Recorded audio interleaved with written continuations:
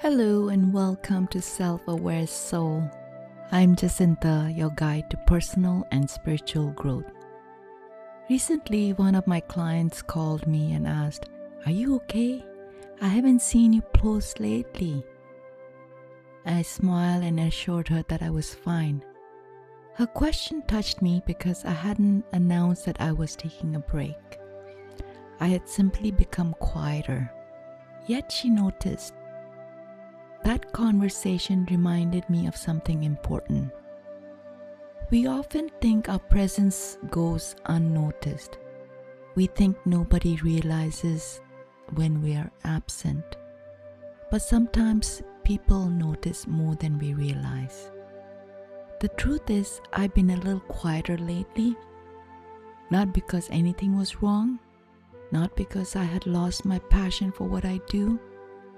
Life simply required my attention elsewhere for a while. Like many people, I found myself dealing with everyday responsibilities that needed my attention. There were vehicle repairs to coordinate, roof repairs to manage, and other personal matters that couldn't be ignored. At the same time, I found myself needing something else: time. Time to rest, time to reflect, time to create, and time to learn. And sometimes, time to simply be.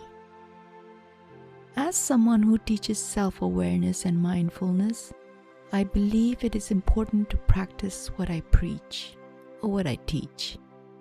Sometimes we become so focused on helping others that we forget to listen to ourselves. We keep going, we keep producing, we keep checking things off our to-do list. We keep telling ourselves, rest later. Yet there comes a point when we need to ask ourselves a simple question: what do I need right now? For me, the answer was clear. I needed to slow down. Not because I was giving up, not because I was exhausted, but because I felt called to honor what I needed in that moment. During these quiet moments, I also found myself exploring new interests and learning new things. One of the things that I've always loved is learning. Curiosity has been a lifelong companion of mine. Even now, I still enjoy asking questions, exploring new ideas, and learning things I know very little about. I found myself studying subjects that interest me simply because they fascinated me. Not because I needed them for work, not because they would make me money, but because I genuinely enjoyed learning. I also spent time indulging in creative projects that brought me joy. I worked on artwork, I spent time writing, I explored music and creative ideas, especially with the music industry festival coming up, and I started taking music lessons and have written songs. So I was also busy, preparing for that and practicing. I allowed myself to create without worrying about whether it would become content, a product, or a source of income. And I realized how important that is. For much of our lives, we become accustomed to creating for a purpose, to meet deadlines, to serve clients, to build a business, to earn a living. There's nothing wrong with that. But there is something incredibly freeing about creating simply because it makes you happy. It reminded me of something many of us forget as adults.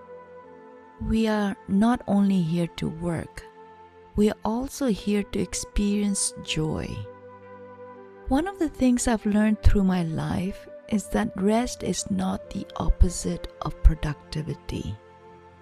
Rest is part of productivity.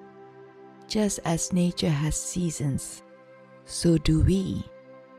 There are seasons for action, there are seasons for growth, there are seasons for healing. And there are seasons when we need to pause, breathe, and gather our energy before taking the next step. Many of us struggle with giving ourselves permission to slow down because we feel guilty, we feel like we should be doing more, we feel like we should always be productive. Yet our worth is not determined on how busy we are. Our worth is not measured by how much we can accomplish. Sometimes the most important thing we can do is step back and reconnect with ourselves. This quieter period reminded me of who I am beyond my work. It reminded me of the joy of curiosity, the joy of creativity, the joy of learning, and the joy of simply being present. It also gave me time to reflect on many of the lessons that have shaped my life. Lessons from childhood, lessons from challenges, lessons from healing, and lessons from being a mother. Many of those lessons came through simple moments that didn't seem particularly important at the time.